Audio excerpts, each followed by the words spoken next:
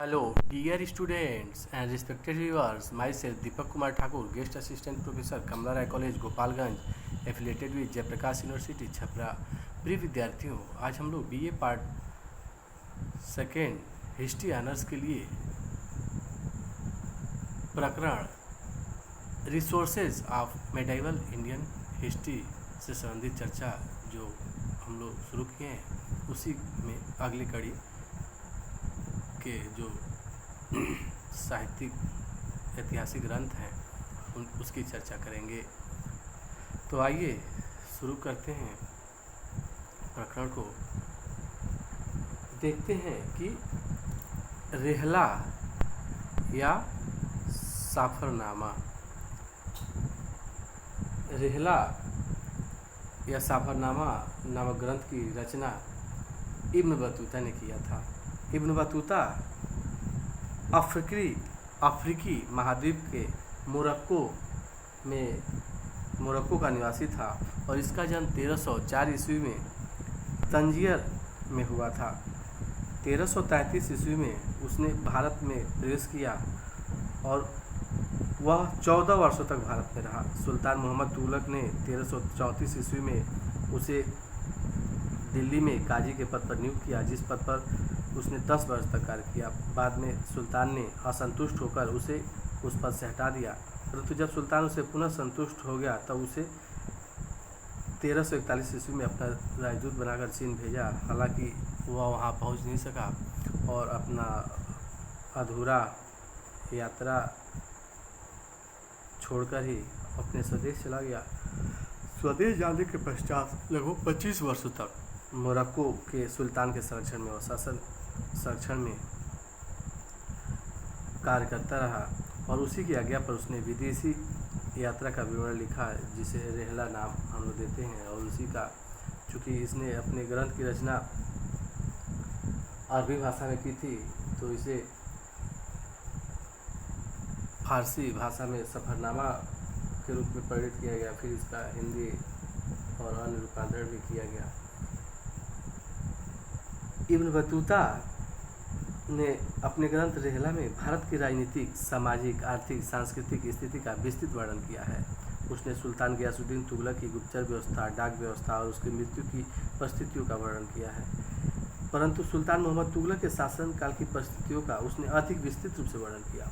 उसने सुल्तान की क्रूरता, उदारता, राजधानी परिवर्तन और उसके परिणाम आदि का वर्णन किया है।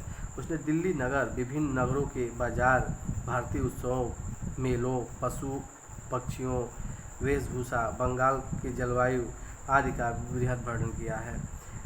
इस प्रकार रेहला में हमें तत्कालिक जो इतिहास, जिसमें राजनीतिक इतिहास हो और सामाजिक इतिहास के विविध पक्ष, फिर शासन व्यवस्था, दरबार का जीवन, नागरिक जीवन, अर्थव्यवस्था आदि के बारे में रेहला से हमें महत्वपूर्ण जानकारी प्राप्त होती है।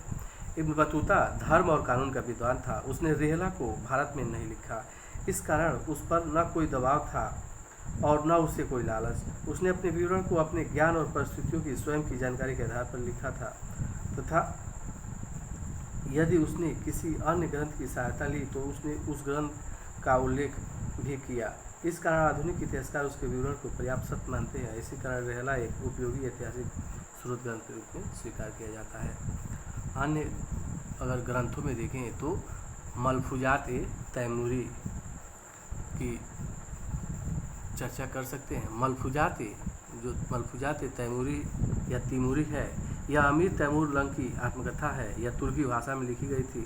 सर्वप्रथम अबू तालिब हुसैनी ने इसका अनुवाद फारसी भाषा में किया और उसे बादशाह शाहजहां को भेंट स्वरूप दिया।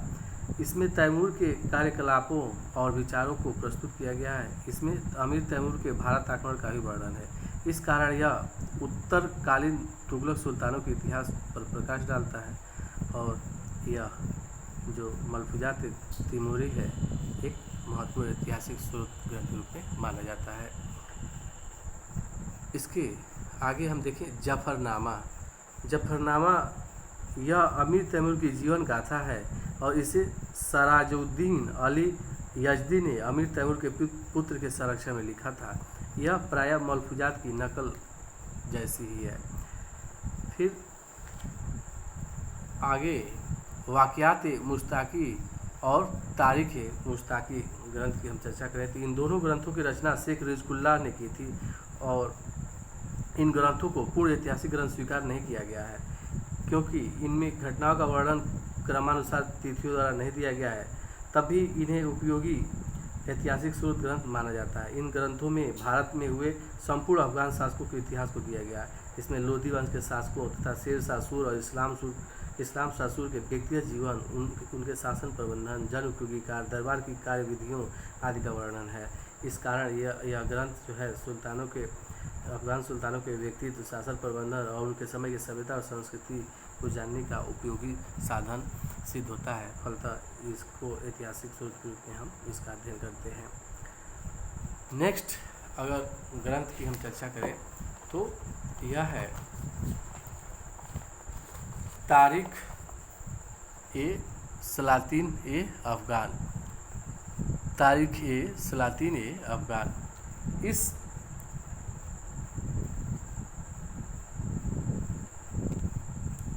तारीख़ सलातीन अफ़गान इस ग्रंथ को तारीख़ शाही भी कहा जाता है और इस ग्रंथ की रचना अहमद यादगार ने 1601 में की थी। उसका विवरण बहलोल लोधी शासनकाल से आरंभ होकर हेमू की मृत्यु तक समाप्त होता है। अर्थात अहमद यादगार ने इसमें बहलोल लोधी के शासनकाल से हेमू की मृत्यु तक काल की घटनाओं का वर्णन किया है। मुख्यतः यह भारत में हुए अफगान शासकों लोधी और सूर वंश के शासक के शासनकाल का विवरण है। यद्यपि कहीं कहीं मुगल बादशाह बाबर, हुमायूं और अकबर के समय के घटनाओं पर भी दृष्टिपात किया गया है, परंतु मुख्यतः इसमें दिल्ली के अफगान शासकों का ही इतिहास वर्णित है। फिर अगला ग्रंथ है मखजान अफ़गान।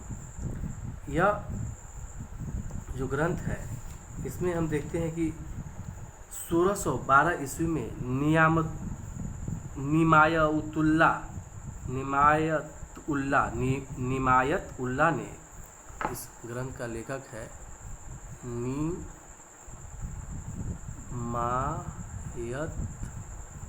उल्ला,